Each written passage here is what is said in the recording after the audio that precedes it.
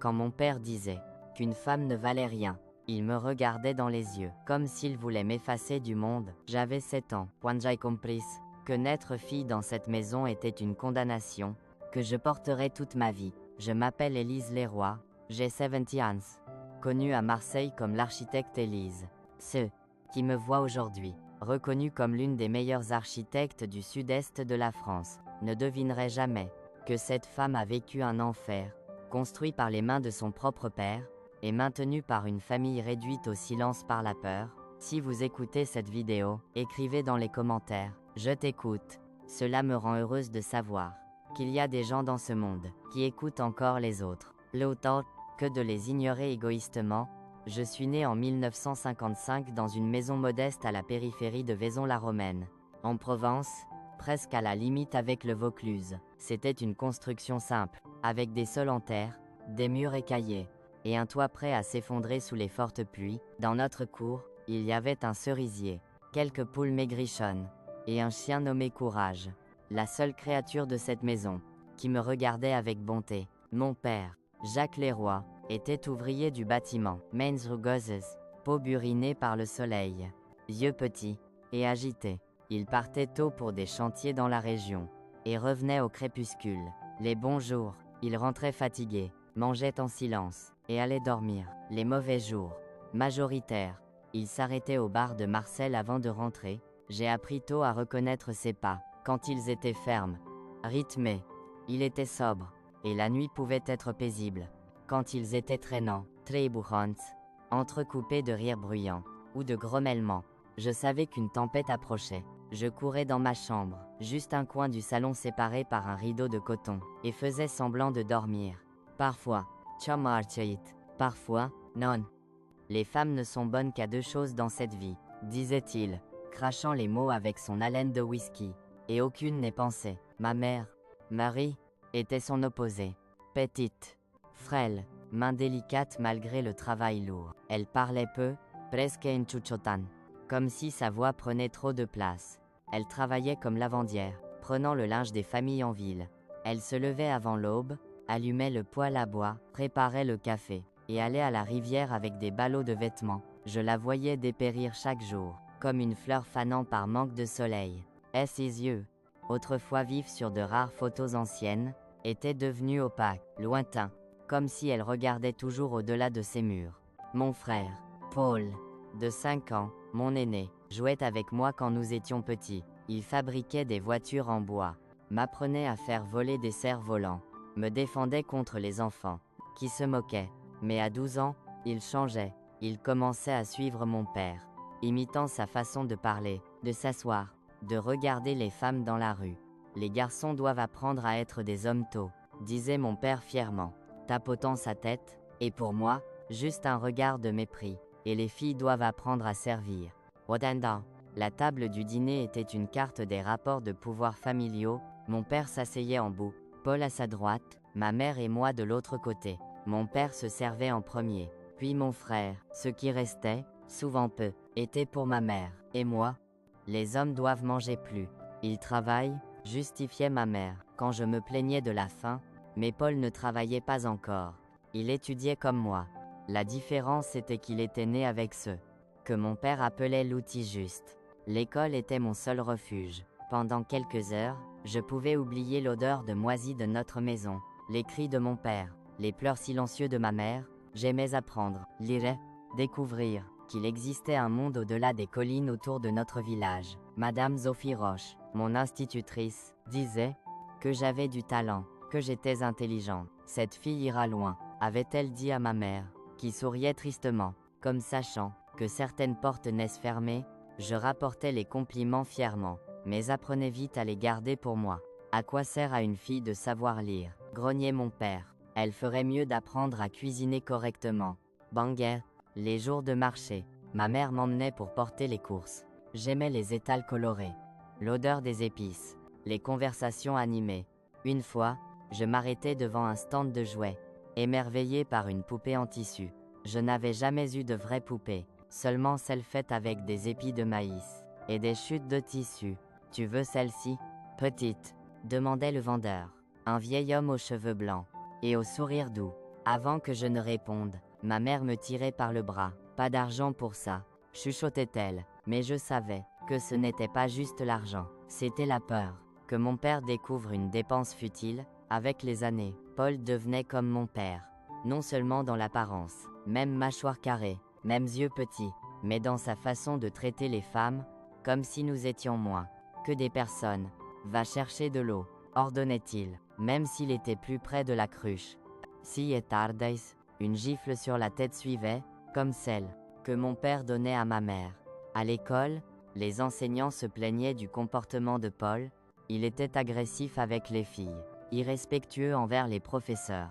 Quand ma mère le racontait à mon père, la réponse était toujours « Laissez le garçon, il apprend à être un homme ». Oh, ça m'émeut de raconter ces choses. Dites-moi dans les commentaires d'où vous regardez, car je veux rencontrer chaque personne courageuse qui suit cette histoire douloureuse. Et si vous l'appréciez, likes et abonnez-vous à la chaîne pour ne pas manquer les prochaines histoires de grand-mère française. Chacune de nous a une vie qui pourrait remplir un livre. Attenant, j'ai reçu un cadeau de Madame Sophie, un carnet neuf. C'était un simple carnet vert à couverture rigide. Mais pour moi, c'était l'objet le plus précieux. Je le cachais sous le matelas, m'y écrivant que certaines d'être seule. J'écrivais des histoires, des poèmes, faisais des dessins. Je créais des mondes où les filles pouvaient être astronautes, médecins, enseignantes, où les pères embrassaient leurs filles, disant leur fierté, où personne n'avait peur. Un jour, mon père trouvait le carnet, je ne sais comment, être en fouillant mes affaires pendant l'école. À mon retour, il était au salon, le carnet ouvert dans ses mains rugueuses. C'est quoi, ces bêtises ? Demandait-il, agitant le carnet. Perdre du temps là, dessus au lieu d'aider ta mère. J'étais paralysé, incapable de répondre. Je regardais, alors qu'il arrachait les pages une à une, les jetant dans le feu du poêle. Mes mondes, mes rêves, tout partait en cendres sous mes yeux. Je ne versais pas une larme. Ya sa voice, que pleurer ne ferait qu'attiser sa fureur. Les disputes à la maison étaient constantes. Tout pouvait les déclencher. Un dîner pas prêt, une chemise mal repassée, un regard jugé provoquant. Les nuits étaient les pires. Je restais couché, écoutant les cris, les bruits d'objets brisés, les sanglots de ma mère. Pourquoi ne part-elle pas ? Me demandais-je. Ce n'est que plus tard que je comprenais les chaînes invisibles qui la liaient, dépendance financière, peur, honte, la croyance tordue que c'était normal, ou mérité.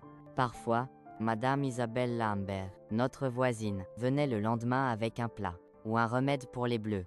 Elle ne parlait jamais directement des marques sur le visage de ma mère, des yeux gonflés de pleurs. C'était un accord silencieux.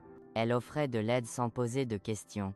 Ma mère acceptait sans donner d'explication. Le pire était quand mon père était de bonne humeur. Il semblait une autre personne, plaisantait, apportait de petits cadeaux, parlait de projets d'avenir. Dans ces moments, je voyais ma mère pleine d'espoir. Troyan, qu'il avait changé. Je savais mieux. Le calme n'était que l'annonce d'une autre tempête. Les dimanches, nous allions à l'église. Mon père se transformait, mettait ses meilleurs vêtements, se coiffait soigneusement, souriait aux connaissances. Une famille bénie, disaient les dames de l'église, nous voyant sur le banc. Si elles savaient ce qui se passait derrière notre porte close. À 11 ans, mon corps commençait à changer. Ma mère, rapidement, honteusement, m'expliquait les choses des femmes, avertissant que je devais être plus prudente, m'habiller décemment, ne pas attirer l'attention. À l'époque, je ne comprenais pas cette peur. Malheureusement, je la découvrirais de la pire manière. Mon enfance était cette marche constante dans l'ombre, essayant de devenir invisible, pour ne pas provoquer la colère de mon père, ou de mon frère. Chaque jour plus son reflet, je vivais dans la peur, la honte, avec un nœud constant dans la gorge. Je rêvais du jour où je serais assez grande pour fuir cette maison, emmener ma mère, commencer une nouvelle vie. Mais avant ce jour, quelque chose arrivait, qui changeait tout, quelque chose de si terrible, que même après 60 ans, ça me réveille la nuit, en sueur. Les cœurs battant. C'était un mercredi, le 10th of March 1967. J'avais 12 ans, et je me réveillais avec une forte douleur au ventre. Ce jour, commençant comme tant d'autres, deviendrait la marque divisant ma vie en avant et après, un jour gravé dans ma mémoire, comme une cicatrice, qui ne s'efface jamais, le jour où tout a changé. Je ne vais pas à l'école aujourd'hui. Maman, j'ai très mal au ventre. disais-je ce mercredi matin. Le the 10th of March 1967, quand ma mère venait me réveiller dans mon coin. J'avais passé la nuit à me tordre de douleur, des crampes comme des coups de couteau. Dimanche, j'avais mangé du pain de maïs chez Madame Isabelle, et je pense que la pâte était avariée, car mon estomac était bouleversé. Ma mère posait sa main sur mon front, inquiète. Pas de fièvre, ma chérie. Es-tu sûre que tu ne peux pas y aller? Dans ses yeux, je voyais la peur. Elle savait ce que signifiait manquer l'école. Surtout, un jour où mon père ne partait pas travailler. Cette semaine-là, les chantiers où il travaillait étaient arrêtés par manque de matériaux. Et il était à la maison, plus irritable que d'habitude, sans son salaire quotidien. Je ne peux pas me lever, maman. Ça fait trop mal, insistai-je, me tenant le ventre, et me recroquevillant. La douleur était réelle. Si forte qu'elle me donnait la nausée. Ma mère soupirait, résignée.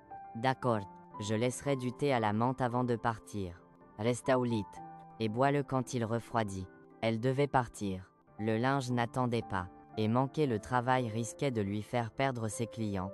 À l'époque, pas de certificat médical pour une lavandière indépendante. Ma mère partait assiégée, comme toujours, avec l'expression de quelqu'un allant au combat, pas au travail. Je restais au lit, enveloppé dans une couverture fine, écoutant les bruits de la maison. Paul était aussi à la maison ce jour-là, se plaignant de douleurs au ventre au petit déjeuner, probablement à cause du même pain de maïs. À 17 ans, il travaillait parfois avec mon père sur les chantiers, mais sans travail cette semaine. Il était en congé forcé. J'entendais mon père se lever vers 8. Ses pas lourds dans le couloir me donnaient des frissons. Je fermais les yeux, feignant de dormir. Quand il s'arrêtait à l'entrée de mon coin, il restait immobile quelques secondes, une éternité. Puis il marmonnait quelque chose, et allait à la cuisine. L'odeur du café fort me parvenait, avec le bruit de la chaise raclant le sol en ciment. Il devait être assis à la table, buvant son café, lisant le vieux journal que le voisin lui donnait. Mon père ne savait pas bien lire, mais aimait regarder les photos, prétendant comprendre les nouvelles. Du temps passait, jusqu'à ce que j'entende sa voix appeler Paul. Paul, viens-tu? La voix était dure, comme toujours, mais pas irritée. Pourtant, j'entendais les pas de Paul, plus légers, mais déjà avec la fermeté d'un homme en devenir. Qu'est-ce qu'il y a, papa? Tu ne devais pas travailler avec moi aujourd'hui au chantier de Monsieur Pierre. Oui, papa. Mais j'ai mal au ventre. Je pensais que c'était le pain de maïs d'hier chez Madame Isabelle. Silence. Je sentais presque mon père mâcher ses mots avant de les lâcher. Il détestait quand quelque chose échappait à son contrôle, quand nous ne suivions pas ses plans. Et ta sœur, elle n'est pas non plus à l'école. Je crois pas. Papa. Elle se plaignait de la même douleur. Encore du silence. Puis le bruit de la chaise raclant fort, ses pas venant vers mon coin. Mon cœur s'accélérait, prêt à sortir de ma bouche. Le rideau était tiré violemment, la lumière blessant mes yeux. Il était là, occupant l'entrée, sa silhouette sombre contre la lumière de la fenêtre du salon. Alors, la princesse a aussi mal au ventre, sa voix avait ce ton dangereux, ce calme précédant l'explosion. Je m'asseyais dans le lit, tirant la couverture jusqu'au menton, comme si ce tissu pouvait me protéger. Oui, papa, ça fait très mal. Il faisait un pas dans mon coin, me scrutant de haut en bas. Il y avait quelque chose de différent dans son regard ce jour-là. Quelque chose que je n'avais jamais vu, et qui me glaçait l'échine. Tu manques l'école pour un petit mal de ventre. Depuis quand ma fille est-elle si faible? Je ne répondais pas. Tout mot pouvait être le mauvais, et je connaissais trop bien le poids de sa main. Lève-toi, si tu manques l'école, tu vas faire quelque chose d'utile. J'essayais de me lever, mais la douleur était trop forte. Je pouvais à peine m'asseoir au bord du lit. Mon père perdait patience. D'un mouvement rapide, il arrachait la couverture, et me tirait par le bras si fort, que je pensais qu'il allait se casser. Papa, ça fait mal, criait Isia, essayant de me libérer. La gifle venait directement sur mon visage. Je goûtais le sang dans ma bouche. Il n'avait jamais frappé si fort avant. Maintenant, tu vas manquer l'école, et travailler comme une, pour apprendre à ne plus rater ton éducation. Tu es déjà stupide d'être une femme. Petite. Il me traînait dans le couloir jusqu'à la chambre de mes parents.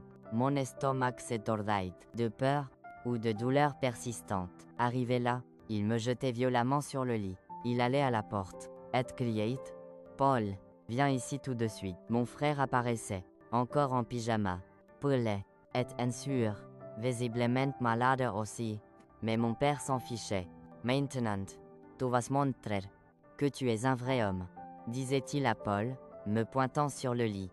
Tu vas donner une leçon à ta sœur. Paul regardait mon père, confus, ne comprenant pas, jusqu'à ce moment, malgré ses imitations des mauvaises attitudes de mon père, il n'avait jamais été violent avec moi. Embêtant, autoritaire, oui, mais jamais vraiment blessant. Papa, di quoi tu parles? Sa voix tremblait. Pour la première fois, je voyais de la peur dans ses yeux. Ce n'était pas le Paul arrogant, imitant mon père, me traitant comme une servante. Il semblait aussi effrayé que moi. J'ai dit que tu vas lui montrer ce qui arrive à une femme qui ne connaît pas sa place. Tu vas l'utiliser comme une femme doit l'être. Mon cœur se figeait. Je ne comprenais pas pleinement. Mais il savait que c'était terrible. Paul comprenait aussi, car il reculait, secouant la tête. Je peux pas faire ça, papa. C'est ma sœur. Le visage de mon père se tordait dans une expression inoubliable. Pure haine. Si tu fais pas ce que ton père te dit, fais-le. Je te frapperai jusqu'à que tes dents tombent. Jusqu'à que tu apprennes. Il poussait Paul dans la chambre et fermait la porte. J'étais paralysé de peur, incapable de bouger. Paul regardait le sol, les murs, partout, sauf moi. Papa, s'il te plaît, Soplacia, les larmes coulant. Mais il n'y avait aucune pitié en cet homme. Il saisissait Paul par la chemise et le poussait vers moi. Tu vas faire ce qu'elle dit, ou je te battrai jusqu'à que tu puisses plus te lever. Et tu verras c'est que je ferai à elle. C'est ce qui suivait, est quelque chose que j'essaie d'effacer de ma mémoire depuis presque 60 ans. Mon propre frère, tremblant et pleurant, était forcé de faire des choses qu'aucun frère ne devrait faire à une sœur. Mon père restait là, regardant tout avec un sourire malade. Je fermais les yeux, me déconnectant de mon corps. C'était comme si je flottais au-dessus, regardant une autre personne. Ça ne pouvait pas être moi sur ce lit. Violé. Pendant tout ce temps, mon père donnait des instructions, disant à Paul quoi faire, comme s'il enseignait un métier. C'est comme ça qu'on traite les femmes, disait-il, avec une voix sortie d'un puits. Elles sont faites pour ça. La douleur physique était terrible. Mais pire encore était la confusion dans ma tête. C'était mon père, censé me protéger. C'était mon frère, qui m'avait appris à faire voler des cerfs-volants. Comment pouvait-il me faire ça? Quand ça finissait, Paul courait hors de la chambre, vomissant dans le couloir. J'entendais la porte d'entrée claquer. Il s'était enfui dans la rue. Je restais là, immobile, ressentant une douleur au-delà du physique. Quelque chose en moi s'était brisé pour toujours. Mon père était encore dans la chambre, se rhabillant. C'est alors que je réalisais ce qui s'était passé. Il n'avait pas juste forcé mon frère à me violer. Il y avait pris plaisir. Maintenant, tu as appris, disait-il, avant de quitter la chambre, me laissant seul avec ma douleur et ma honte. Je ne sais combien de temps je restais entre des draps tachés de sang et de larmes. Peut être des minutes, peut être des heures. Le temps n'avait plus de sens. Quand je me levais enfin, tout mon corps faisait mal. Je me traînais à la salle de bain et restais sous la douche, frottant ma peau jusqu'à qu'elle soit rouge, comme si je pouvais laver ce qui s'était passé. L'eau froide coulait, mais je ne la sentais pas.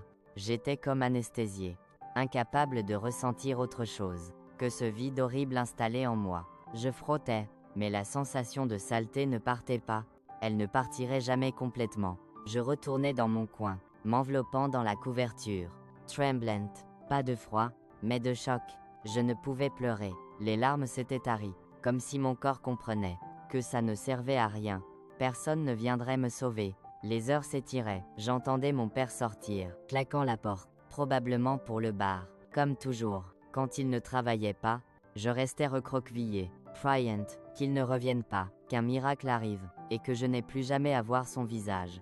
Quand ma mère rentrait en fin d'après-midi, j'étais toujours dans la même position. Elle venait dans mon coin et savait immédiatement que quelque chose de terrible s'était passé. Peut être l'odeur. Malgré la douche, je n'avais pas pu enlever cette puanteur de sueur et de honte imprégnée dans ma peau.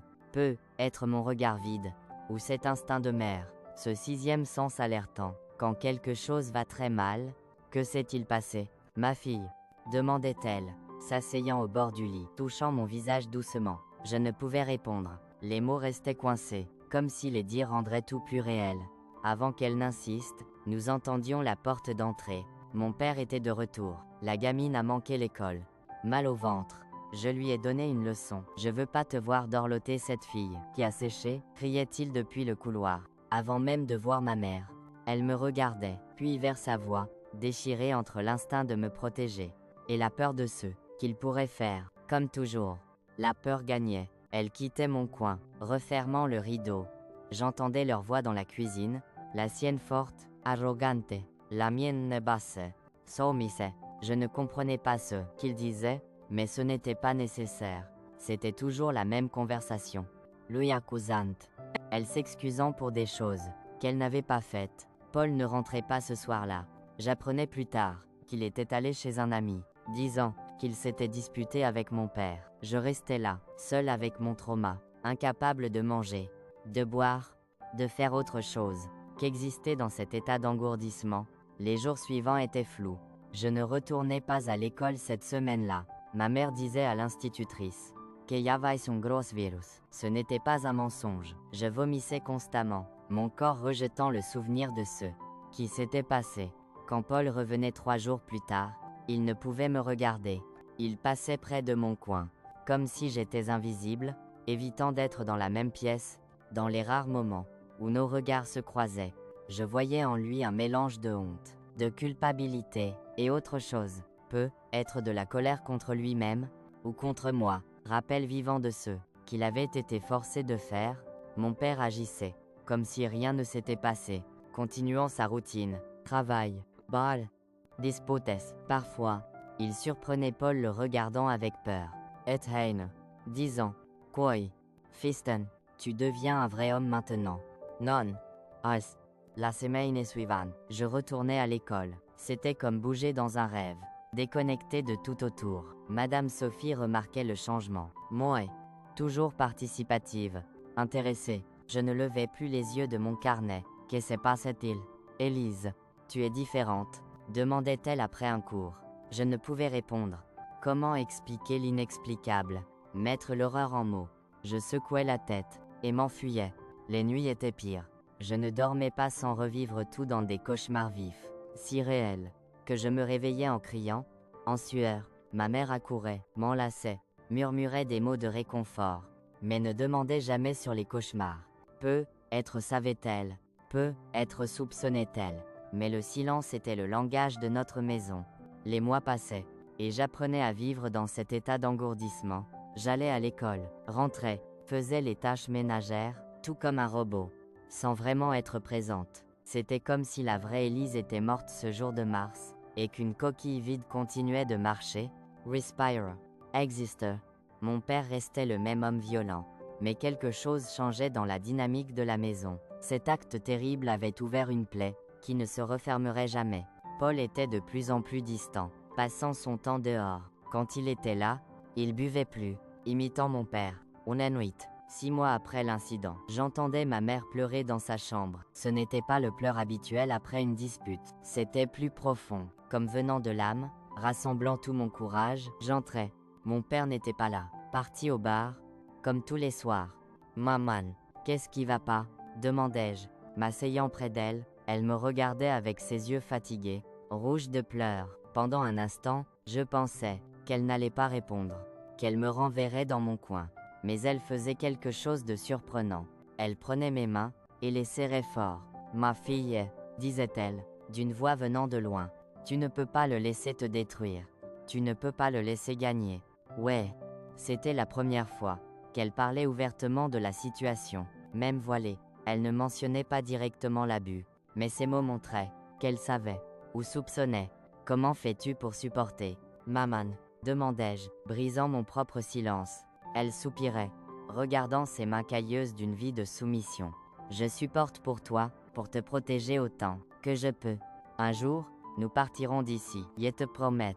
Je ne croyais pas vraiment en cette promesse. Ça semblait impossible d'échapper, mais quelque chose dans son regard déterminé me donnait un fil d'espoir. Cette nuit-là, je faisais quelque chose que je n'avais pas fait depuis l'abus. Je pleurais, pas un pleur silencieux, mais un pleur bruyant, convulsif. Venant des profondeurs de mon être, je pleurais pour tous ceux que j'avais perdus, pour l'enfance volée, pour l'innocence détruite, pour la fille que j'étais et ne serais plus. Ma mère m'enlaçait, me berçait, comme quand j'étais petite, elle ne disait rien. Aucun mot ne pouvait réparer ceux qui étaient brisés. Mais dans cette étreinte, je sentais pour la première fois que je n'étais pas complètement seul. Les mois devenaient des années. Yava Istrilika. 15 ans. Toujours dans cette maison d'horreur. Craignant la prochaine colère de mon père. Évitant d'être seul avec lui. L'école restait mon refuge. Le seul endroit où j'étais juste Élise. Pas la fille de Jacques. Pas la fille portant un terrible secret. Paul, à 20 ans, devenait plus comme mon père. Sa démarche, sa parole, l'addiction à l'alcool. Mais quelque chose s'était brisé ce jour fatidique. Il n'avait plus la même arrogance. C'était comme s'il portait un poids invisible. Une culpabilité qu'aucun whisky ne pouvait effacer. Ma mère et moi développions une communication silencieuse. Un regard, un geste suffisaient à nous alerter sur l'humeur de mon père. Sur quand disparaître, devenir invisible. Nous survivions jour après jour, accrochés à la promesse d'échapper à cet enfer. Puis, à 16 ans, quelque chose arrivait, qui changeait tout à nouveau. Je ne sais si c'était une coïncidence, ou le destin décidant, que nous avions assez souffert. Tout commençait un vendredi après-midi, quand mon père rentrait plus tôt du travail, déjà ivre, et de terrible humeur. L'évasion. Après ce jour terrible, vivre dans la même maison que mon père et mon frère était comme respirer avec une pierre sur la poitrine. Chaque coin de cette maison devenait un piège, chaque ombre cachait un cauchemar. Je n'étais plus une fille. Cette Élise mourait sur ce lit avec mon innocence. Ce qui restait était une coquille vide, survivant jour après jour. Pendant les 4 années suivantes, entre 12 et 16 ans, j'apprenais à devenir invisible. Je me levais à 5, avant tous. Pour éviter de croiser mon père dans la cuisine, je rentrais de l'école et me cachais dans mon coin derrière le rideau. C'était ma seule protection. Je faisais mes tâches en silence, comme une ombre. Moins il remarquait ma présence, mieux c'était. Je commençais à économiser chaque centime. Parfois, Madame Sophie me donnait de la monnaie pour des fournitures scolaires. Je cachais tout dans un trou sous le lit, protégé par une planche branlante. Je ne savais pas quand, mais cet argent serait mon billet pour partir. Ma mère et moi ne parlions jamais directement de ce jour. C'était un pacte silencieux, ne pas nommer l'horreur, pour ne pas lui donner plus de pouvoir, mais je voyais dans ses yeux qu'elle savait. Quand mon père n'était pas là, elle me traitait avec soin. Un amour silencieux disant « Yesaiste, que tu traverses, ma fille, je suis là ». Une fois par mois, ma mère recevait de l'argent supplémentaire de ses employeurs et achetait un savon à la glycérine pour moi. C'était un luxe énorme, mais elle insistait « C'est bon pour la peau », disait-elle. « Moisia savoistia, qui ça signifiait. » Je n'étais pas sale. C'est qui s'était passé ne m'avait pas taché pour toujours. Paul sombrait dans l'alcool après ce jour. À 18 ans, il était connu dans les bars de Vaison comme le fils de Jacques, toujours dans des bagarres, avec ce regard perdu de quelqu'un portant un fardeau trop lourd. Il m'évitait à tout prix. Si j'entrais au salon, il sortait, ah t'es beau. Il ne levait presque pas les yeux de son assiette. Une nuit, un an après l'incident, il rentrait si ivre qu'il tenait à peine debout. Mon père n'était pas là, parti chez un ami dans un autre village. Ne rentrant que le lendemain, Paul s'effondrait sur une chaise de la cuisine, où je finissais de laver la vaisselle. Pendant un moment, nous restions dans un silence inconfortable. La première fois seul depuis ce jour. « Je suis désolé », murmurait-il soudain, la voix épaisse de whisky. « Je suis désolé, Élise. » Je ne répondais pas.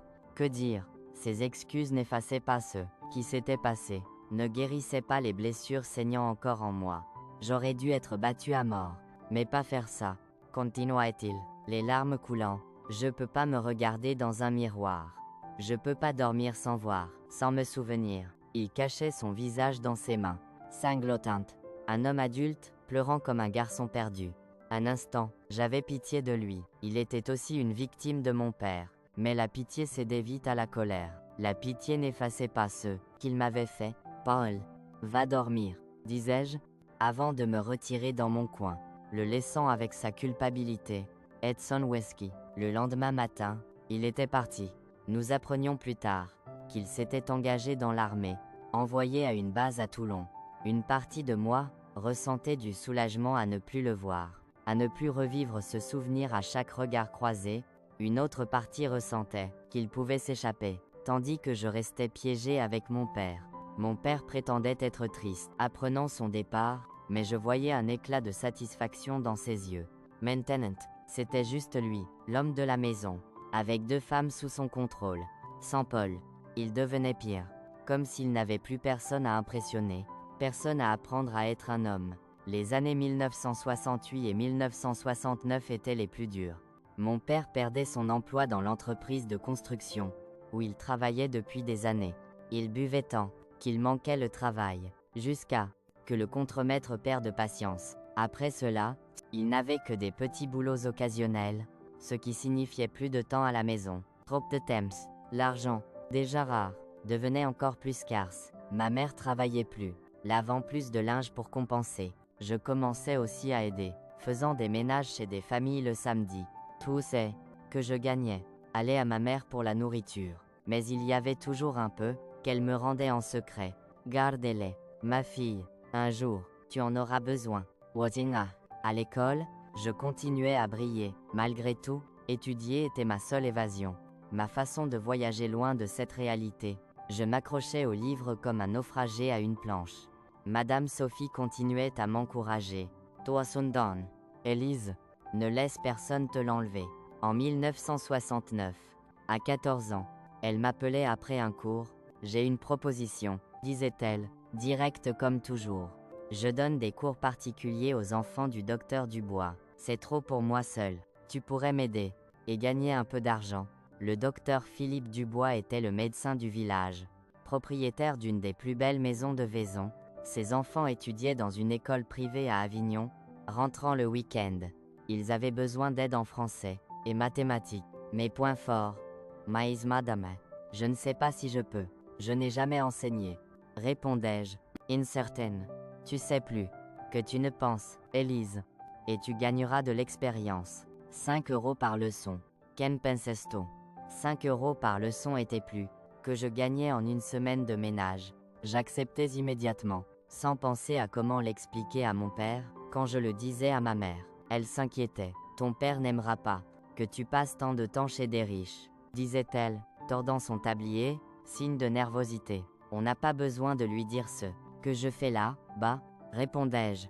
Tu peux dire que j'aide l'institutrice à porter des livres, nettoyer la classe, n'importe quoi. Ma mère n'aimait pas mentir, mais dans cette maison, le mensonge était un outil de survie. Elle acceptait à contre-cœur. À ma surprise, mon père n'objectait pas. À ce moment, il était si plongé dans l'alcool qu'il prêtait à peine attention.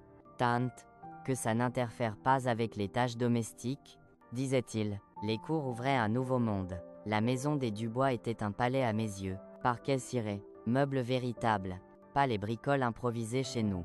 Une bibliothèque du sol au plafond. Plus impressionnant. Une salle de bain intérieure avec eau courante. Je commençais à donner des leçons aux 2 plus jeunes, Elisabeth, 9, Hans, et Thomas, 11 ans. Ils étaient bien élevés, mais un peu gâtés, comme attendu des enfants d'un médecin. Au début, ils me regardaient avec méfiance. Après tout, j'étais une fille pauvre de la campagne. Que pouvais-je leur apprendre? Mais je gagnais leur confiance avec patience. Et savoir, Madame Catherine, la femme du docteur, me traitait toujours avec respect, offrant café et gâteau à mon arrivée, s'enquérant de mes études, me prêtant des livres de leur bibliothèque. C'était un traitement que je n'avais jamais reçu d'un adulte, hormis mon institutrice. Un jour, après 3 mois de leçons, Madame Catherine me parlait en privé. Elise, j'ai remarqué ton intelligence et ton dévouement. Mon mari et moi avons parlé. Nous voulons t'offrir une opportunité. Nous connaissons le directeur de l'Académie d'Avignon, où étudient nos enfants. Ils ont un programme de bourse pour élèves défavorisés avec de bons résultats. Nous aimerions te recommander. J'étais sans voix. L'Académie d'Avignon était une des meilleures écoles de la région, réservée aux enfants des familles aisées. Je n'avais jamais rêvé d'y étudier. Mais comment irais-je à Avignon chaque jour? Demandai-je, pensant aux 30 km de distance. Il y a un bus scolaire qui passe par Vaison, inclus dans la bourse, expliquait-elle.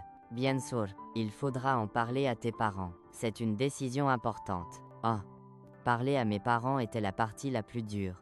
Yasawaisa, que mon père dirait. Une perte de temps. La place d'une femme n'était pas dans une école riche, mais à aider à la maison. Mais une telle opportunité ne se représenterait peu, être jamais. Je le disais d'abord à ma mère. Elle était partagée entre la joie de me voir avoir une chance, qu'elle n'avait jamais eue, et la peur de la réaction de mon père. C'est une bénédiction. Ma fille, disait-elle, les larmes aux yeux, mais ton père, je sais, maman, mais je dois essayer, c'est ma seule chance de sortir d'ici un jour, d'avoir une vie différente. Nous décidions d'approcher mon père ensemble. À un moment, où il serait de bonne humeur, de plus en plus rare, nous attendions un samedi, où il était payé pour un chantier, satisfait, car il pouvait acheter son whisky. À notre surprise, il ne réagissait pas par une explosion de colère. Il restait silencieux longtemps, presque plus effrayant. École de riche, Rain, disait-il enfin, me regardant avec ses yeux perçants. Et qui va payer ça? J'expliquais la bourse, le basse, que ça ne lui coûterait rien, que je continuerai à aider à la maison. Et tu feras quoi avec tout cet apprentissage? Les femmes éduquées ne servent qu'à donner des ordres, à devenir arrogantes. Aucun homme ne voudra t'épouser. Je mordais ma langue pour ne pas répondre. Le mariage était la dernière chose que je voulais. Après avoir vu celui de mes parents, mais dire ça serait signer ma sentence. C'est une opportunité. Papa, disais-je, baissant les yeux dans une posture soumise à prise. Il marmonnait, prenait une gorgée de whisky, puis disait les mots qui changeaient ma vie. Feist, que tu veux, mais ne viens pas pleurer quand ça ne marchera pas. Ce n'était pas un enthousiasme, mais c'était tout ce dont j'avais besoin. Le lendemain, je courais chez les Dubois pour accepter. En mars 1970, à 15 ans, je commençais à l'Académie d'Avignon. Je me levais à 5, faisais mes tâches, prenais le bus à 6h30, rentrais à 6h, et aidais encore ma mère. L'école était tout ce que j'imaginais. Salle spacieuse, bibliothèque avec des milliers de livres, laboratoire scientifique, terrain de sport. Au début, je me sentais déplacé. Mon uniforme, donné par une ancienne élève, était trop grand. Mes chaussures, usées, rapiécées, de l'école publique. Les autres filles, filles de fermiers, commerçants, professionnels, me regardaient avec curiosité, certaines, avec dédain, mais mes performances en classe attiraient l'attention. Les enseignants remarquaient mon absorption, ma participation, la qualité de mes devoirs. Je commençais à gagner le respect, sinon l'amitié, de mes camarades. Étudier à Avignon ouvrait des horizons inconnus. J'apprenais l'art, la littérature, les sciences, l'histoire mondiale, des choses que je n'aurais jamais apprises à Vaison. Pour la première fois, je voyais un avenir au-delà des collines, au-delà de la vie de privation et de peur. Oh, vous ne pouvez imaginer combien c'était dur d'équilibrer ces deux mondes. Le jour, j'étais l'élève prometteuse à Avignon, discutant de Victor Hugo et d'équations quadratiques. La nuit, je redevenais la fille de Jacques, devant baisser la tête, devenir invisible pour ne pas provoquer sa colère. Les choses à la maison ne s'amélioraient pas. Mon père continuait à boire, à être violent avec ma mère. La seule différence était qu'il passait moins de temps à la maison. Un soulagement pour nous deux. Je rentrais, embrassais ma mère, et nous avions quelques heures de paix avant son retour du bar. Une enseignante à Avignon, Madame Claire, devenait ma mentor. Elle enseignait la littérature et parlait des livres qui prenaient vie. C'est elle qui mentionnait d'abord l'université. Tu as le potentiel d'aller plus loin, Élise, disait-elle, après avoir lu mon analyse de l'étranger. As-tu pensé à passer le concours? L'université semblait un rêve aussi lointain que d'aller sur la Lune. Personne dans ma famille n'avait fini l'école primaire, encore moins une université.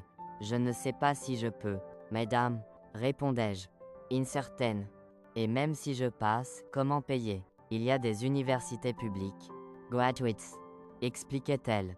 L'université d'Aix-Marseille, par exemple, avec tes notes, tu aurais de bonnes chances. Et il y a des aides pour les étudiants à faible revenu.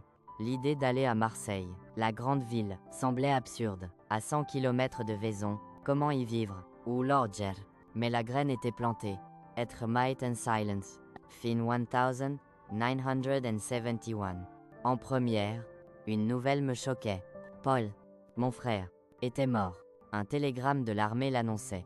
Transféré en Afrique du Nord pour construire des bases militaires, il contractait le paludisme. ne survivant pas au traitement précaire. Je ne savais comment me sentir. Une partie de moi le haïssait pour ce qu'il avait fait, une autre se souvenait du garçon, qui m'apprenait à faire voler des cerfs-volants, me défendait.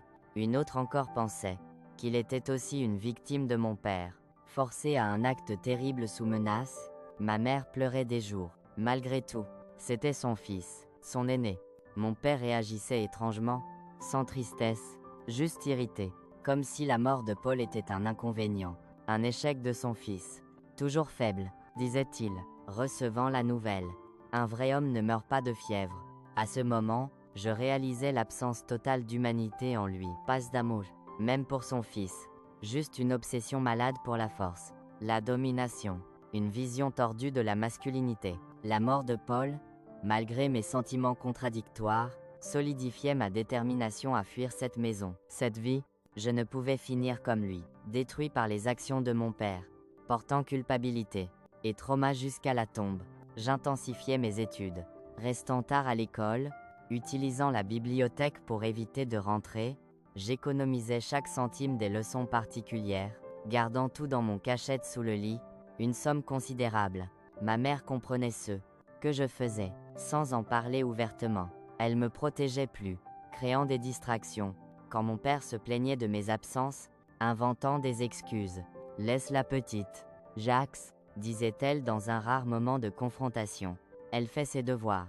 Mathieu, me 1972. En deuxième année de lycée, quelque chose accélérait mes plans. Mon père, ivre comme toujours, commençait à me regarder d'une manière que je reconnaissais immédiatement. Ce regard de mars 1967, mêlant mépris et désir, une combinaison qui me glaçait. Tu deviens une femme, Hein, disait-il un jour, me coinçant dans la cuisine pendant que je lavais la vaisselle. Tout cet apprentissage, ce déhanchement de quelqu'un qui sait des choses, mon estomac se retournait. Ce n'était pas la première fois qu'il faisait des insinuations depuis ce jour. Moi si direct, si menaçant.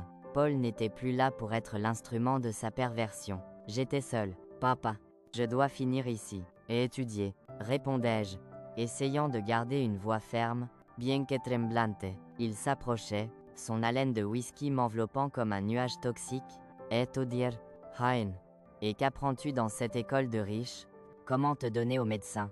Ses mains rudes saisissaient mes bras, serrant assez fort pour laisser des marques. Je fermais les yeux, me préparant au pire. Quand j'entendais la voix de ma mère, Jacques, Marcel du magasin t'appelle dehors. Dites que c'est urgent. Mon père hésitait, me tenant encore. Puis, avec un grognement irrité, il me lâchait brusquement. C'est pas fini, marmonnait-il, avant de sortir pour répondre à l'appel supposé. Il n'y avait personne, bien sûr, juste une autre stratégie de survie de ma mère. Quand il revenait, furieux d'avoir été trompé, elle m'avait déjà caché chez Madame Isabelle, qui comprenait enfin la gravité de notre situation, et offrait son aide. Je restais là jusqu'à l'aube, écoutant les cris de mon père, et les bruits d'objets brisés dans notre maison. Madame Isabelle, une femme dans la soixantaine, veuve depuis des années, tenait ma main, répétant doucement « Ça passera, ma fille, ça passera ». Mais je savais que ça ne passerait pas tant que j'étais dans cette maison, pas tant que mon père vivait. Cette nuit-là était la goutte d'eau, me faisant réaliser que je ne pouvais attendre 2 ans pour finir mes études et tenter l'université. Je devais partir le plus vite possible, ou je finirais comme ma mère, au Perret. Le lendemain matin, en rentrant, je trouvais ma mère avec un œil au beurre noir et une lèvre coupée, mais avec une détermination que je n'avais jamais vue. « Tu dois partir, ma fille, » disait-elle, sans préambule. « Tu ne peux rester ici un jour de plus. »« Et toi, maman ?» demandai-je, le cœur serré par son visage meurtri. « Ne t'inquiète pas pour moi. Y a un plan. » Elle me révélait alors quelque chose qu'elle cachait depuis des années. Son frère, mon oncle Guillaume, travaillant dans l'armée, était revenu en Provence, vivant à Marseille, à 1 heure de route. Elle gardait contact en secret via des lettres envoyées par Madame Isabelle, pour que mon père ne découvre rien. Il peut accueillir ma fille, et plus tard, qui sait, moi aussi. Oh, ce même jour, on vendredi, je commençais à planifier mon évasion. Je ne pouvais prendre que l'essentiel, quelques vêtements, mes documents, l'argent économisé. Tout tiendrait dans un sac simple, n'attirant pas l'attention. Le plan était clair. Dimanche, quand mon père serait au bar pour le match de football, je prendrais le bus pour Marseille. Madame Isabelle offrait de m'emmener à la gare routière. Ma mère resterait pour affronter la fureur initiale de mon père, mais avait arrangé avec son frère qu'il viendrait la chercher la semaine suivante. C'était risqué, mais notre seule chance. Les événements de cette nuit montraient que ce n'était plus juste endurer jusqu'à la fin de mes études, mais une question de vie ou de mort. Le samedi passait dans un flou d'anxiété et de préparatifs secrets. Chaque fois que j'entendais les pas de mon père, mon cœur s'emballait, craignant qu'il ait découvert notre plan, mais il était trop occupé par sa propre misère, buvant dès le matin, grognant sur le travail, le gouvernement, tout et tous. Et puis, quand nous pensions que tout se passait comme prévu, quelque chose arrivait, qui changeait complètement le cours des événements, quelque chose d'imprévisible, transformant ma vie et celle de toute notre famille. Le sauvetage, c'était un samedi après-midi. Quand tout changeait, je finissais de plier les quelques vêtements que j'emporterais le lendemain. Caché dans mon coin derrière le rideau, le plan était prêt, dimanche. Pendant que mon père regarderait le match de l'OM au bar, je m'échapperais à Marseille chez mon oncle Guillaume. Ma mère viendrait plus tard. Quand tout se calmerait, j'entendais la porte d'entrée claquer fort, et me figeais. Mon père était parti plus tôt au bar. Il ne devait pas rentrer si tôt. Les pas lourds dans le couloir confirmaient ma peur. C'était lui, et par le bruit traînant, il était déjà ivre. Marie, où est-ce tout? Femme, sa voix tonnait dans la petite maison. Ma mère était dans la cour, étendant du linge. J'entendais, quand elle entrait précipitamment, évitant qu'il crie plus. Je suis là, Jacques. Je vais réchauffer ton déjeuner. Quel déjeuner? Tu me prends pour un idiot. Le bruit de sa main frappant le visage de ma mère était immistakable. Une gifle sèche, qui me faisait me recroqueviller derrière le rideau. Tant d'années à entendre ce son, et je ne m'y habituais jamais. De quoi tu parles, Jacques? Sa voix tremblait, mais avait une fermeté rare. Je parle de ça. Je ne voyais pas de quoi il s'agissait, mais le silence suivant indiquait quelque chose de grave. Puis, le bruit d'un papier froissé, et mon cœur s'effondrait. Avait-il trouvé une lettre de ma mère à son frère? Tu parles à ton frère dans mon dos. Tu planifies de t'enfuir avec la gamine. Mon sang se glaçait.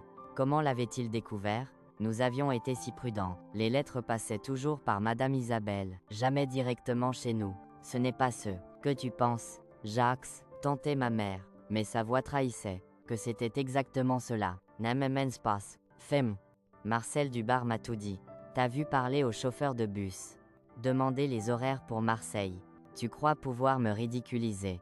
Marcel, un commère de première, avait dû entendre ma mère, et s'était empressé de le dire à mon père, probablement pour un verre de whisky.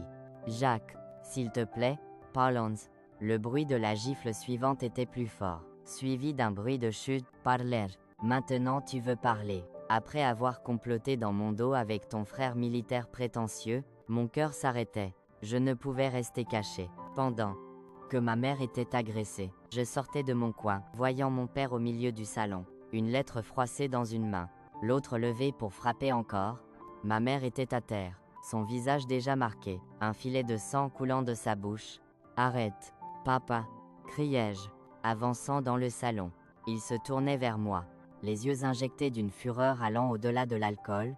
Et toi, ingrate, après tout ce que j'ai fait pour toi, te donner une éducation, te laisser aller dans cette école de riches, c'est comme ça que tu me remercies.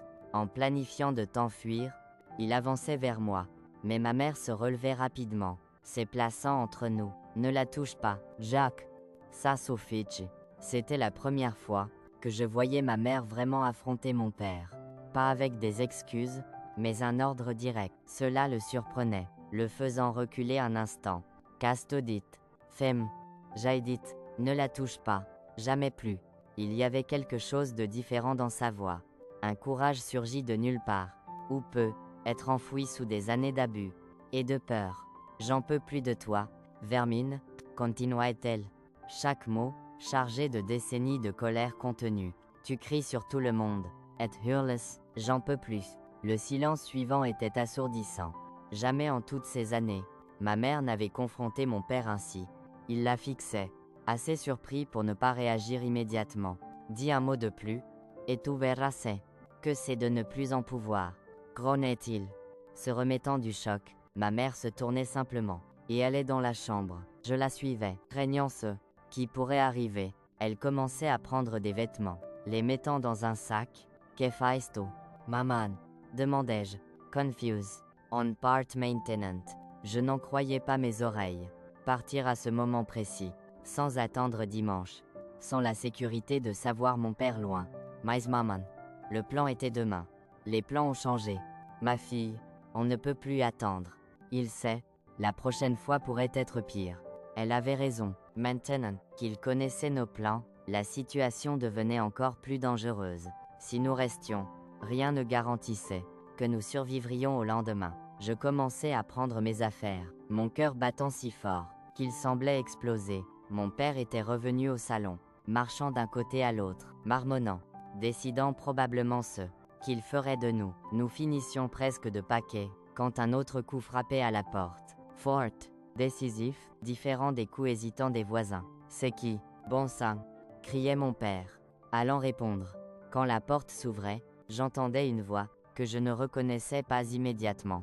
Profonde, autoritaire, avec cet accent provençal caractéristique. Où est ma sœur? Ma mère se figeait, les yeux écarquillés. Guillaume, chuchotait-elle. Pour la première fois depuis des années, je voyais un véritable espoir dans ses yeux fatigués. Je courais au salon, voyant mon oncle et Guillaume entrer. Il était grand, presque une tête de plus que mon père, avec des épaules larges. Comme quelqu'un portant du poids depuis des décennies, son uniforme militaire était impeccable. Les bottes brillantes, la posture droite. Moi ça, qui m'impressionnait le plus, étaient ses yeux, sombres et durs comme des pierres, fixés sur mon père avec une intensité qui le faisait reculer. Qui tu crois être pour entrer chez moi comme ça? Mon père tentait de maintenir une pose d'autorité, mais sa voix trahissait sa peur. Je suis le frère de Marie, et je viens chercher elle. Et ma nièce? Mon père riait, ce rire nerveux de quelqu'un cachant la panique. Elles font no le part. C'est ma famille, ma responsabilité. Responsabilité. La voix de Guillaume était contrôlée, mais débordait de colère contenue. C'est ça que tu appelles battre ma sœur. C'est que tu as fait à ta propre fille. Mon cœur s'arrêtait. Comment savait-il? Ma mère lui avait-elle dit dans les lettres? Ou était-ce une supposition basée sur les autres abus? Je sais pas de quoi tu parles, tentait mon père, mais la sueur coulait sur son front, malgré la journée pas chaude. Je sais tout, Jacques, absolument tout. Guillaume faisait un pas, et mon père reculait automatiquement, comme un lion acculant sa proie. Marie, prends tes affaires, et celles de la petite. Vous venez avec moi, maintenant. Ma mère apparaissait à la porte de la chambre, tenant nos deux sacs. Son visage portait encore les marques des coups récents, ce qui durcissait l'expression de Guillaume. Elles font no le part, criait mon père, avançant vers ma mère. C'était sa plus grande erreur. Avant 2 pas, Guillaume le saisissait par le col de sa chemise d'une main, et lui assénait un coup de l'autre. Le bruit était sec, l'impact si fort, que mon père tombait en arrière, heurtant le mur. Ça, c'est pour chaque marque que tu as laissé sur ma sœur, disait Guillaume, la voix froide comme la glace. Mon père essayait de se relever, le nez giclant de sang, mais Guillaume n'avait pas fini. Il le saisissait à nouveau par les cheveux, et le traînait au centre du salon. Et ça, disait-il, donnant un autre coup, qui faisait vaciller mon père, c'est pour ceux que tu as fait à ma nièce. Je n'avais jamais vu mon père si petit, si pathétique, l'homme qui était le centre de ma terreur, le monstre de mes cauchemars, réduit à un ivrogne ensanglanté sur le sol de notre salon. Allons-y, ordonnait Guillaume, se tournant vers nous. La voiture est dehors. Oh bon. Ma mère hésitait, regardant mon père à terre. Un instant terrible, je pensais qu'elle changerait d'avis, que des années de conditionnement étaient plus fortes que son désir de liberté. Et pâle, demandait-elle, la voix presque inaudible. Guillaume fronçait les sourcils. Confus, Paul, Tanfields, il ne sait pas. Maman, murmurai-je. Paul est mort il y a presque 1 an. La nouvelle surprenait Guillaume. Il fermait les yeux un instant, absorbant l'impact. Je suis désolé. Marie, Yana savais pas. Ma mère hochait, les yeux pleins de larmes non versées. Puis, avec une détermination que je n'avais jamais vue, elle allait à la table, prenait un papier, un crayon, et écrivait rapidement. C'est pour lui. disait-elle, pliant le papier, le laissant sur la table. S'il veut savoir où nous sommes, je savais qu'elle parlait de Paul, comme s'il était encore vivant, comme s'il pouvait revenir. C'était sa façon de dire adieu, d'accepter qu'il ne reviendrait pas. Nous quittions la maison sans regarder en arrière. Guillaume portant nos sacs. Une main fermement sur le dos de ma mère. La guidante, le soleil de l'après-midi cachait nos visages. C'est brillante, que je clignais plusieurs fois pour m'y habituer. Dans la rue, une jeep militaire était garée, le moteur tournant. Au volant, un jeune soldat nous observait avec curiosité, mais avait le bon sens de ne pas poser de questions, quand Guillaume nous aidait à monter. À Marseille, Dupont, ordonnait-il, et le soldat hochait, mettant la jeep en marche. En m'éloignant, je regardais par la vitre arrière la maison, qui était ma prison pendant 6 ans. Petite, délabrée, avec des taches d'humidité, et des tuiles cassées. Comment quelque chose d'aussi insignifiant pouvait contenir tant de terreur, tant de souffrance. La dernière image était mon père à la porte, ensanglanté, vigilant, criant des mots, que le bruit du moteur avalait. Puis nous tournions au coin, et il disparaissait de ma vue. J'espérais, pour toujours. Le trajet jusqu'à Marseille durait 1 heure, mais semblait plus long. La jeep militaire n'était pas confortable, tressautant sur les routes de terre reliant les villages provençaux. Ma mère était silencieuse, regardant par la fenêtre avec une expression indéchiffrable, pas tout à fait du bonheur, mais pas non plus de la peur, ou de la tristesse. C'était un soulagement, mêlé d'incertitude sur ceux qui suivraient. Guillaume parlait peu pendant le trajet, jetant parfois un regard dans le rétroviseur, comme pour s'assurer que nous étions vraiment là. Une fois, nos regards se croisaient et il donnait un petit sourire, le premier sur ce visage sérieux. Tout ira bien maintenant. Élise, disait-il, lisant mes pensées, tu es en sécurité. Je voulais le croire, mais après tant d'années de peur, la sécurité semblait abstraite, presque impossible.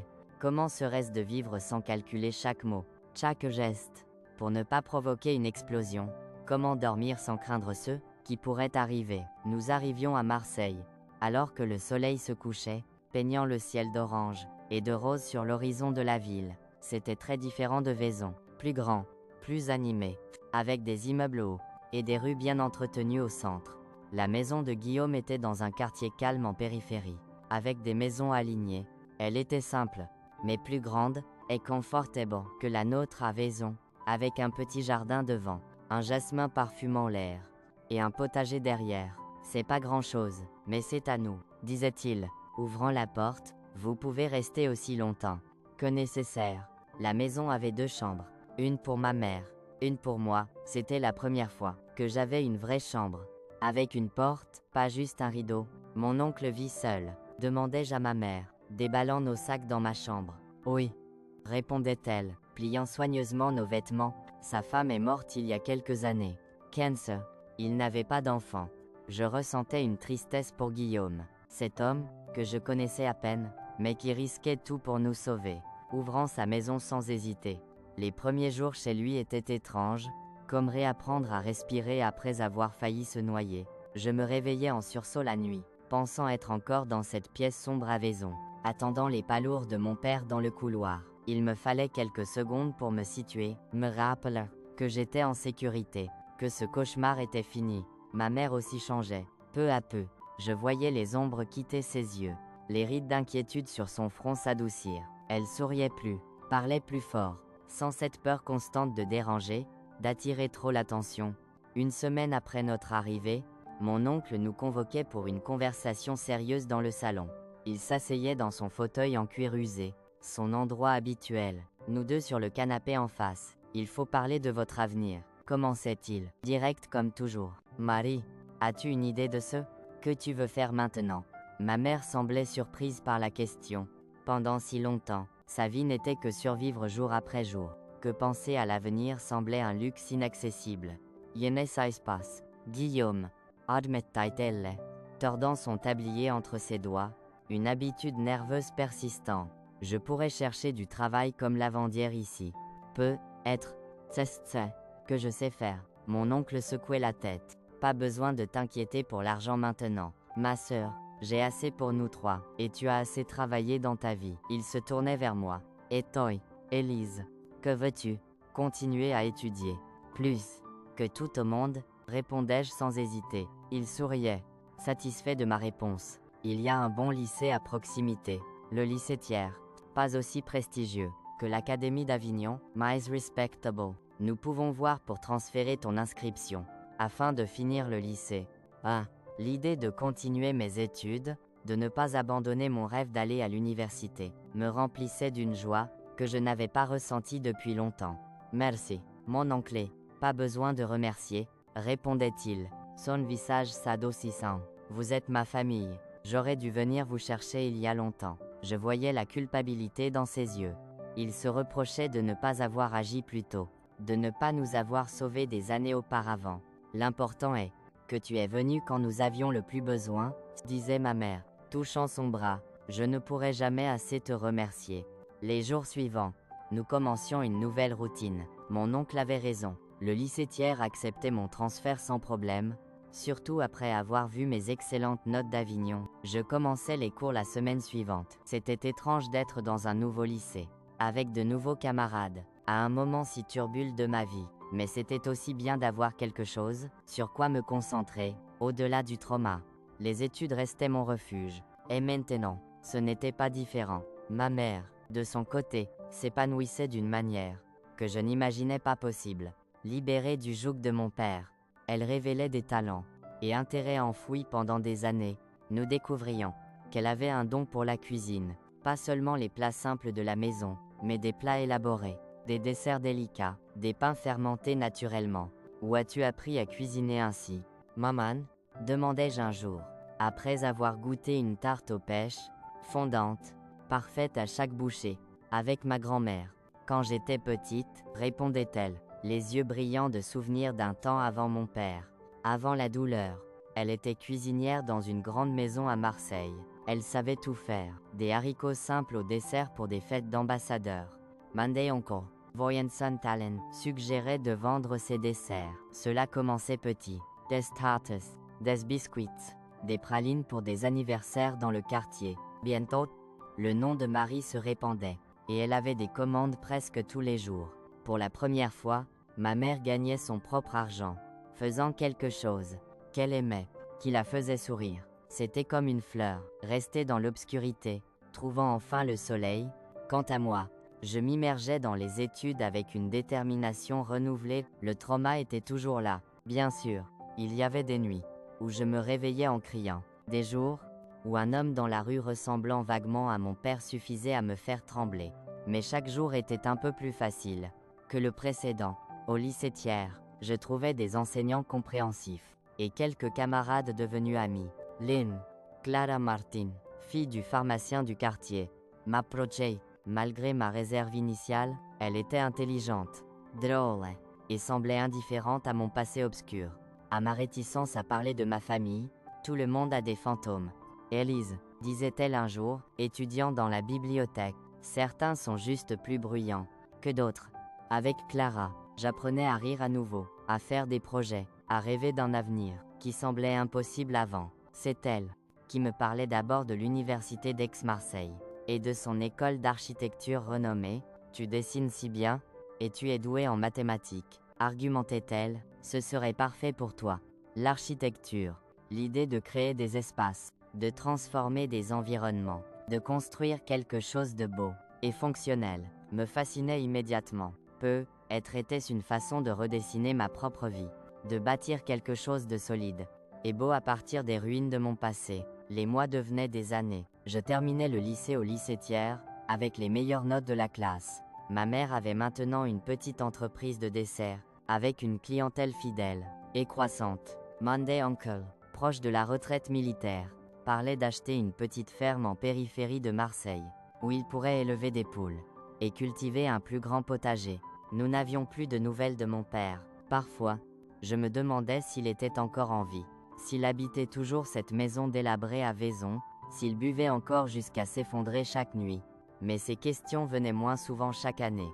Il devenait un personnage lointain, presque mythique, d'une histoire d'horreur dont j'avais survécu.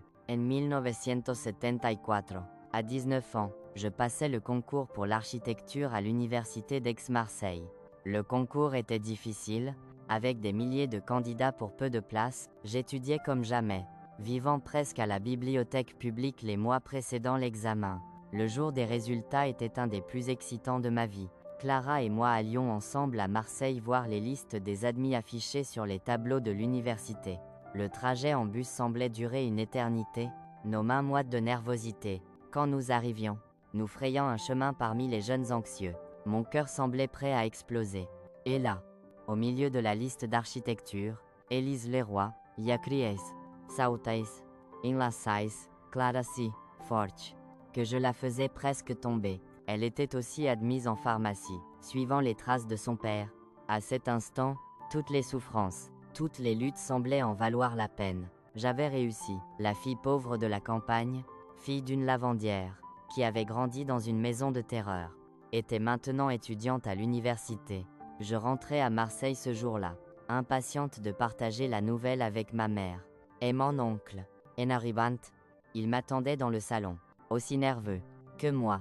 J'ai réussi, annonçai-je, franchissant la porte. Je suis à Aix-Marseille. L'étreinte de ma mère était si forte, si pleine de fierté, qu'elle me faisait pleurer. Mon oncle, toujours contenu, avait des larmes dans les yeux. En m'enlaçant ensuite, ta grand-mère serait si fière, disait ma mère, tenant mon visage entre ses mains, tellement fière. Je réalisais que je portais non seulement mes rêves, mais ceux de générations de femmes de ma famille, qui n'avaient jamais eu cette chance. La logistique d'étudier à Marseille, tout en vivant chez mon oncle en périphérie, était gérable. La ville avait un bon système de transport public, et le campus était accessible en bus depuis notre quartier. Concentre-toi sur tes études, disait mon oncle, toujours pratique.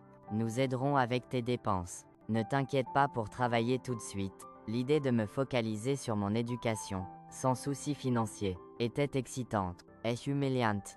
J'étais déterminé à tirer le meilleur de cette opportunité. Je chercherai du travail plus tard, disais-je, ne voulant pas être un fardeau. Être comme assistante de dessin, ou en donnant des cours particuliers.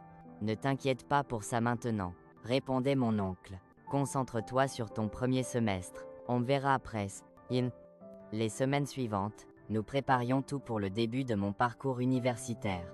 Ma mère cousait de nouveaux vêtements pour moi. Mon oncle achetait des fournitures de dessin, règles, équerres, tous ceux dont j'avais besoin.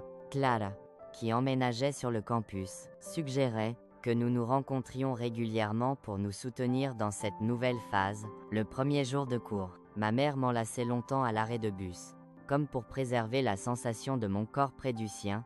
Face attention, ma fille, chuchotait-elle, et souviens-toi toujours de qui tu es, d'où tu viens, de ce que tu as surmonté pour arriver ici.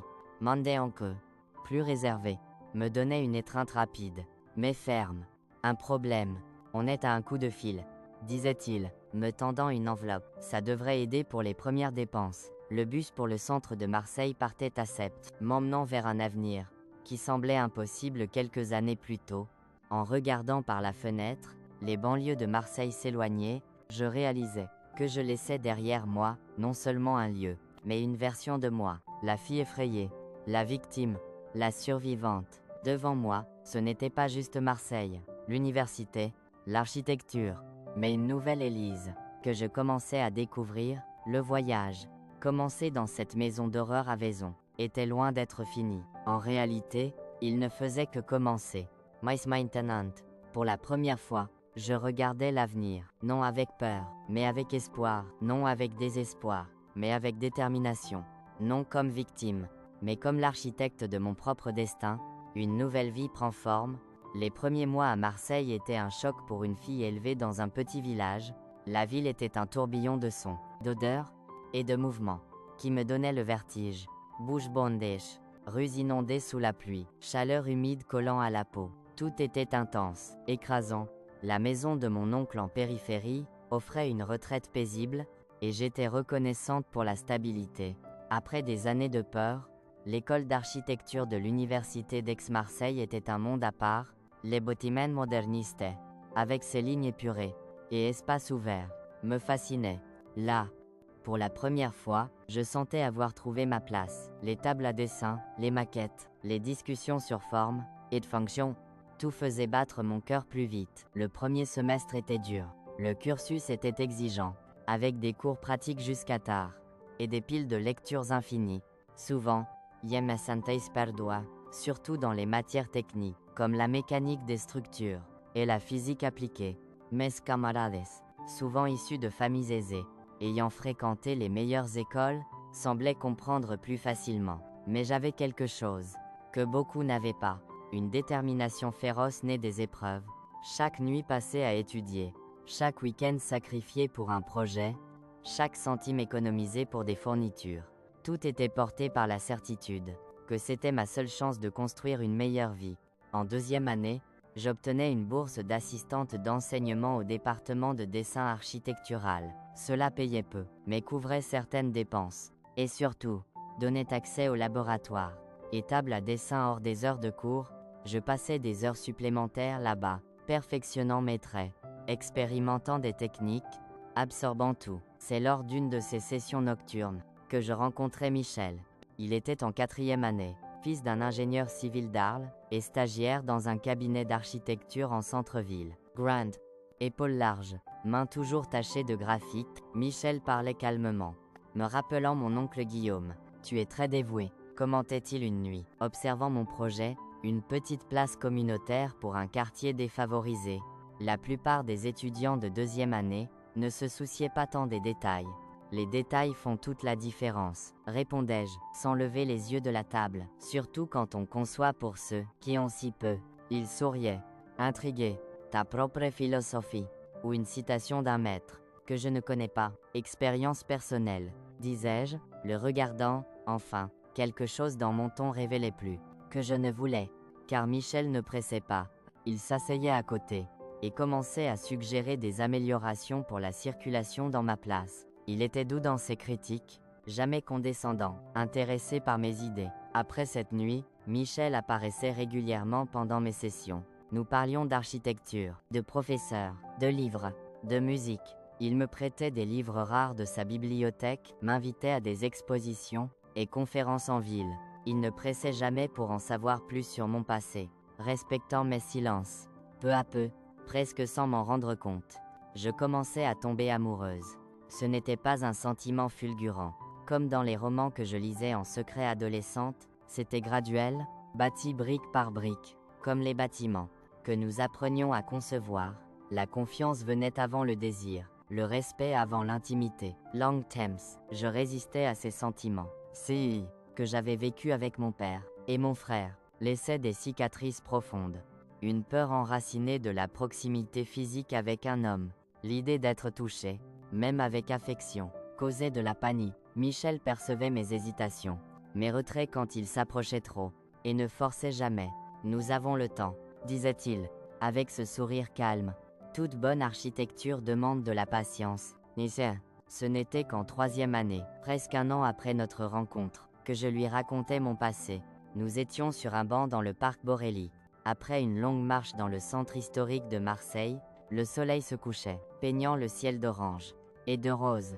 Et quelque chose dans ce moment, la tranquillité, la beauté, la sécurité à ses côtés, me donnait du courage. Je parlais des heures, les mots jaillissants, comme un barrage rompu. Je racontais la maison à Vaison, mon père et son alcoolisme, la terreur constante, ce terrible jour de mars, 1967, la boue, les années de silence, le sauvetage, ma mère et mon oncle. Michel écoutait sans interrompre, sans juger, sans cet air de pitié que je craignais tant. Quand je finissais, il faisait nuit, et les lumières du parc s'allumaient autour de nous. Il tendait la main lentement, me laissant le temps de reculer, et prenait la mienne. Merci de me faire confiance, disait-il, la voix chargée d'émotion. Tu es la personne la plus forte que j'ai rencontrée. À cet instant, quelque chose guérissait en moi, pas complètement. Certaines blessures ne guérissent jamais totalement, mais assez pour avancer. Risquer de faire confiance. Crois que je méritais d'être aimé. Notre relation progressait lentement, respectant mes limites, mes peurs. Michel ne pressait jamais pour une intimité physique, comprenant que chaque petit progrès, un baiser, une étreinte, tenir la main, était une victoire sur mon passé. En 1978, quand je terminais mes études d'architecture, Michel était déjà établi dans un petit cabinet à la Joliette. Il s'était spécialisé dans des résidences moyennes et petits bâtiments commerciaux, avec une approche privilégiant la durabilité et l'intégration à l'environnement. Des concepts qui deviendraient à la mode plus tard. Ma mère et mon oncle venaient à ma remise de diplôme. Visiblement Fires, ma mère, avec son entreprise de dessert prospère à Marseille, semblait rajeunie de 10 ans. Mon oncle, récemment retraité, avait acheté la ferme dont il rêvait, passant ses jours parmi ses poules et son potager. En paix. Ta grand-mère serait si fière, disait ma mère, ajustant ma toge pour la cérémonie, la première de la famille avec un diplôme universitaire. Odin. Après mon diplôme, Michel me faisait une proposition qui changeait ma vie. Devenir associé dans son cabinet. Tu as un talent unique. Élise, argumentait-il. Ta sensibilité pour les espaces sociaux, pour une architecture qui améliore vraiment les vies. Yestrare. Nous en avons besoin au cabinet. J'acceptais, bien sûr. Les années suivantes, le cabinet Leroy et Fournier, mon nom avant le sien, comme Michel insistait, gagnait une reconnaissance pour des projets combinant esthétique, fonctionnalité et responsabilité sociale. Nous nous spécialisions dans les écoles, centres communautaires et logements abordables maximisant les petits espaces sans sacrifier la qualité de vie. En 1980, Michel me demandait en mariage. C'était une nuit ordinaire, après une longue journée de travail, partageant une pizza dans le salon de notre bureau. Pas de genoux pliés, pas de bague en diamant, pas de grands mots, juste une question simple, directe, faite avec cette calme, qui me captivait. Je veux construire une vie avec toi, Élise. Une maison, une famille, un avenir. Veux-tu m'épouser? Je disais oui sans hésiter. À 25 ans, j'avais atteint un point où je pouvais regarder l'avenir sans peur. Imaginer une vie partagée, sans l'ombre de mon passé. Nous nous marions dans une cérémonie simple à la petite chapelle de la ferme de mon oncle près de Marseille.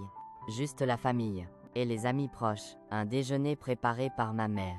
De la musique jouée par les voisins.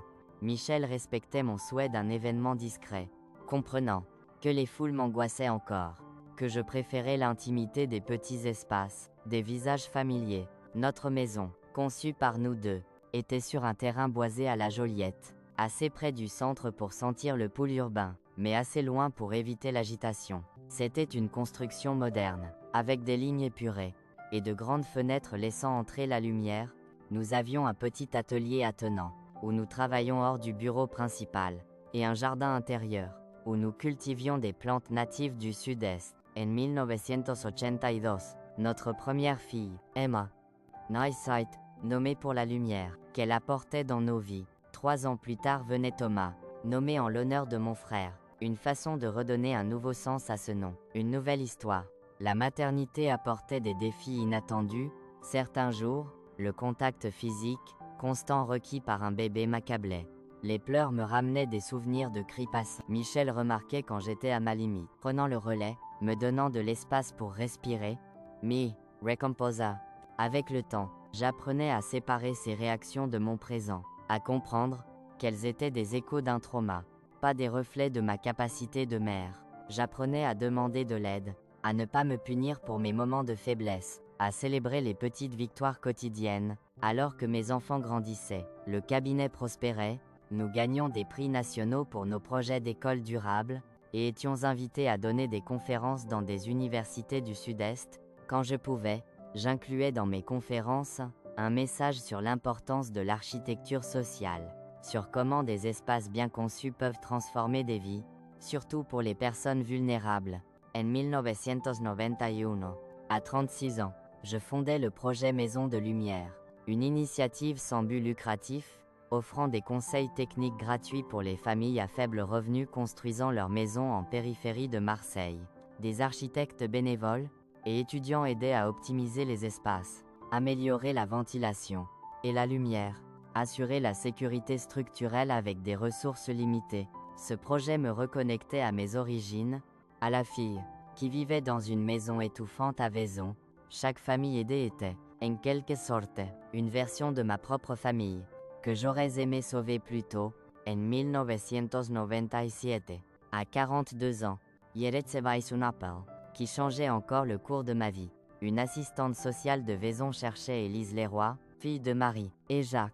Votre père est mourant, disait-elle, sans détour. Cirrhose du foie, stade terminal. Il a demandé à vous trouver. Je restais silencieuse si longtemps, qu'elle demandait si j'étais encore là. Je n'avais pas entendu le nom de mon père depuis des décennies. Pour moi, il avait cessé d'exister. Quand j'avais quitté cette maison, comment a-t-il eu mon numéro? Demandai-je enfin. Votre mère, répondait-elle. Elle nous l'a donné. Quand elle a appris son état, ma mère, vivant avec nous à Marseille depuis le décès de mon oncle quelques années plus tôt, n'avait rien mentionné. Je raccrochais, promettant d'y réfléchir, mais je connaissais déjà ma réponse. Ce soir-là, après que les enfants étaient couchés, je parlais avec ma mère, et Michel de l'appel. Ma mère admettait avoir donné mon contact. Je ne voulais pas te troubler, ma fille, expliquait-elle, mais je pensais que tu devais avoir le choix d'y aller. Ou non.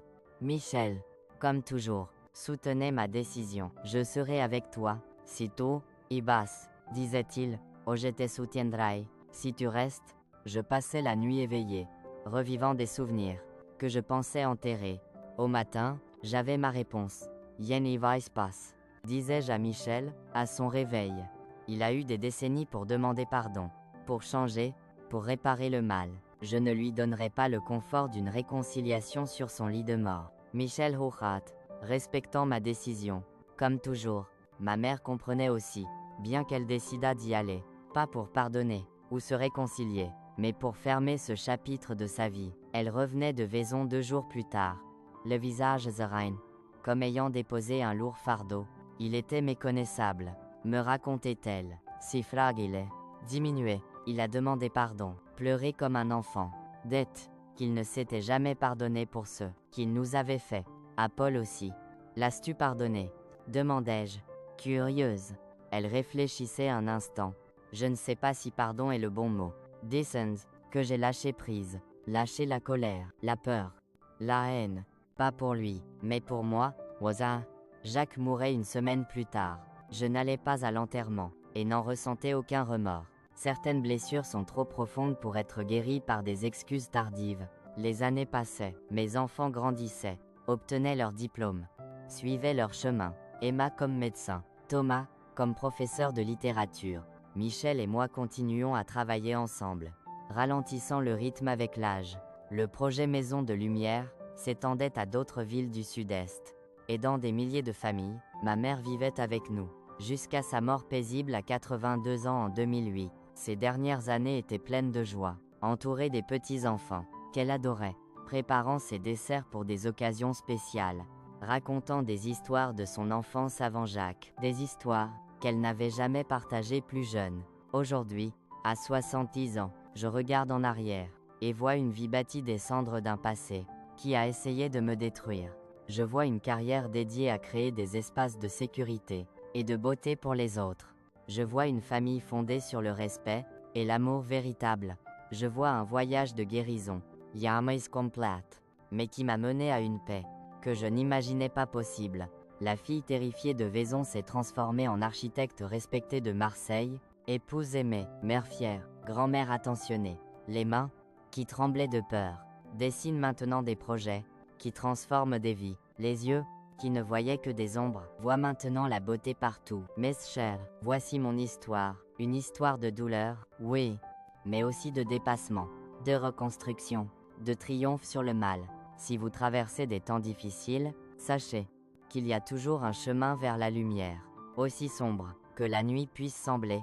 Avant de dire au revoir, j'ai une faveur spéciale à demander. Si cette histoire a touché votre cœur, likez et abonnez-vous à la chaîne D. Nous avons tant d'histoires de femmes fortes comme moi à partager, tant de leçons de vie qui peuvent vous inspirer, et n'oubliez pas de commenter ci-dessous, en me disant d'où vous regardez.